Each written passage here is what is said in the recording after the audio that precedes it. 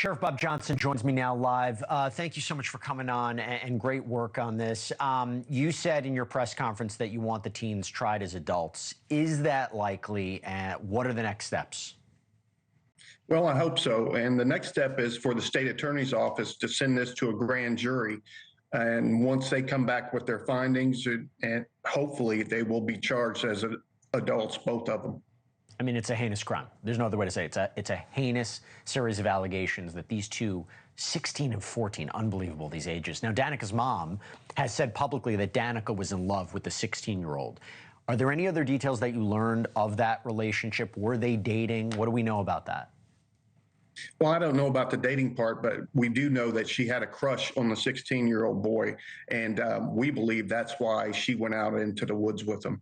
She had no idea she was going to be murdered, obviously, and bad enough to be shot, but then set on fire. That's an adult crime right there, and it's just so sickening.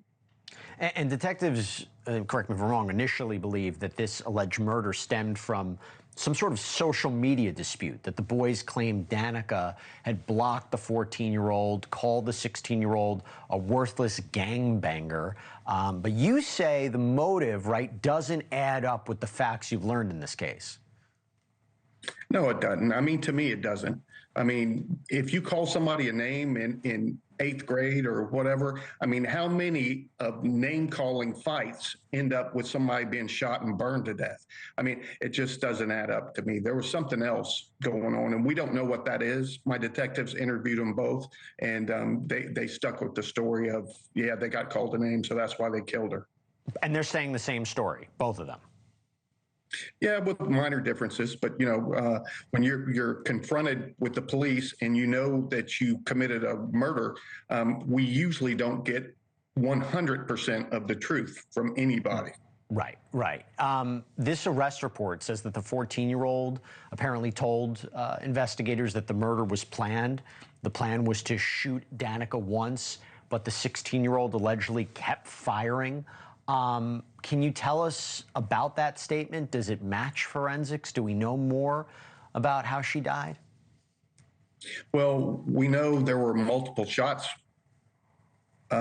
We think by both individuals. We think the gun was handed off possibly to the 14-year-old who also shot as well. But I think multiple gunshots, and then afterwards, that's when they doused her with gasoline and set her on fire. Where'd they get the gasoline? Do you know? No, I don't recall where they got it from. I know the gun was retrieved from the 16-year-old's parent. So, and this area, we're showing pictures of it here, the area where they allegedly chose to kill Danika, apparently they lured her there, right? That's the allegation. Why that area? What should we know about it? Well, it's just off the beaten path. There's not a lot of houses there, so the fire wasn't really noticed.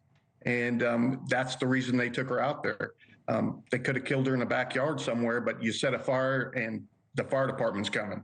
So they lured her out into a secluded area, and that's where they did it at. These suspects are incredibly young. It's hard to imagine that they did this, how unusually organized and brutal it was. Are you looking into whether or not they had any help, whether or not they were encouraged in any way? Yeah, we don't have any evidence to support that. And when you talk about what they did, it's just pure evil. And, you see evil. I'm in year 44 as a cop, and I've seen a lot of evil. But 14 and 16-year-olds to come up with this plan and to execute a young girl like this, yeah, there's no other reason I can think of other than just pure evil. Now, I will say there was another arrest here. So apparently the man who initially found Danika's body has been arrested. This guy, Mitchell Edens, saw her, saw her, allegedly stole her scooter, didn't report it, went home. What do we know about this? Yeah, the guy, we arrested him.